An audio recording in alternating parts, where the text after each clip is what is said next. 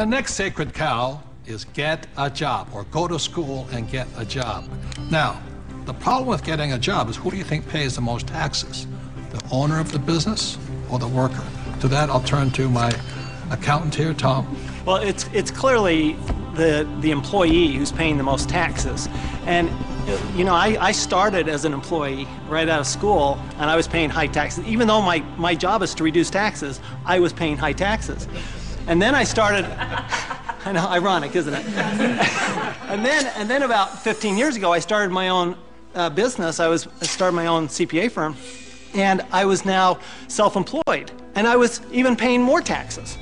So it wasn't until I started acting like a bigger business and was really a significant sized business that I started paying less taxes. And it's because it's the business owners, and it's the entrepreneurs, and it's the investors, the active investors, that really pay the least amount of taxes. Time out. During this program, you'll hear a lot about ESB&I, also known as the cash flow quadrant.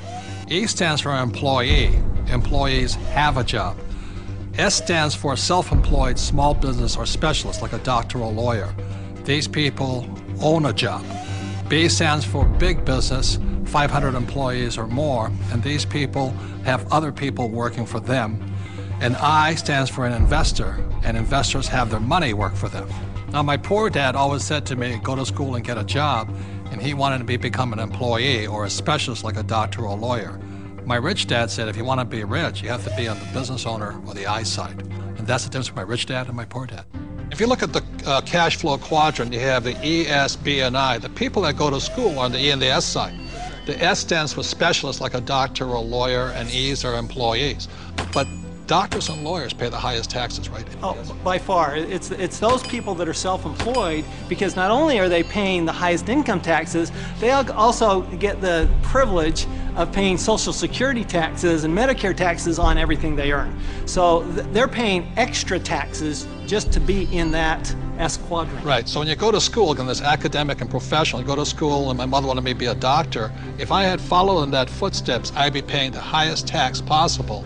And they make a lot of money, but they pay the highest percentage in taxes. So that's why this relates back to go to school.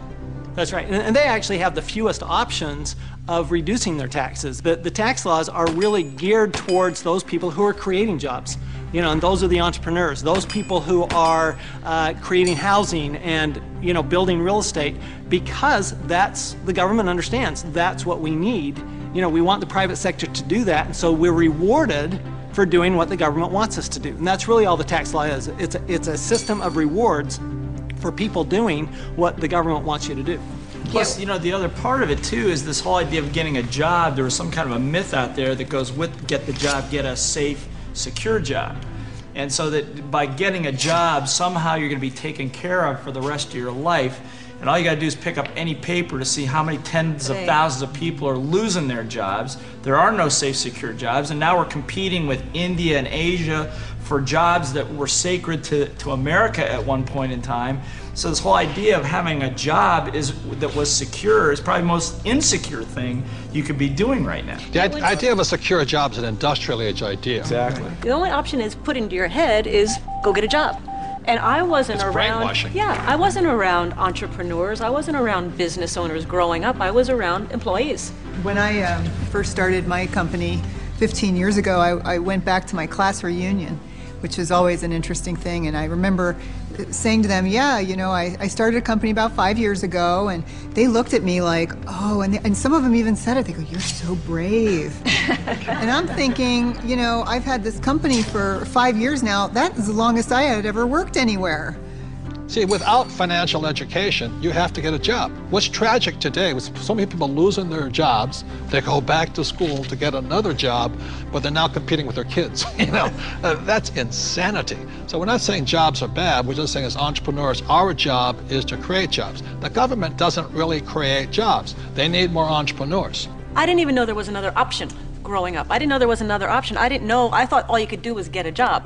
So again, it's not right or wrong to be an employee, but I'd like to know what my options are. Right, because when you were in school, did they say, go to school, get your diploma so you can become an entrepreneur?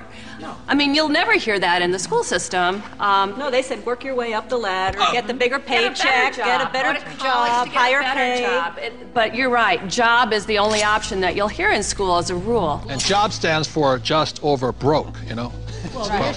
To me, the real issue with the job is it's the highest risk profession you can have because you only have one client. Now, when I started my business 15 years ago, it was after being fired from a job.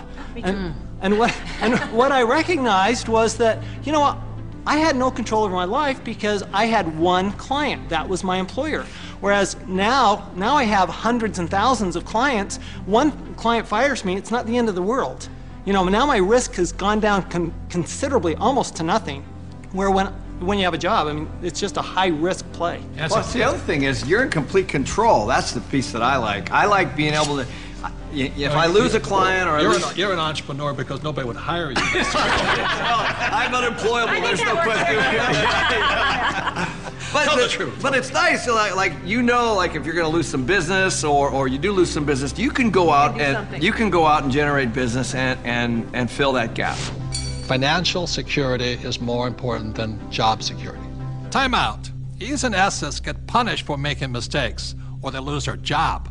B's and I's get richer from their mistakes because they learn from their mistakes.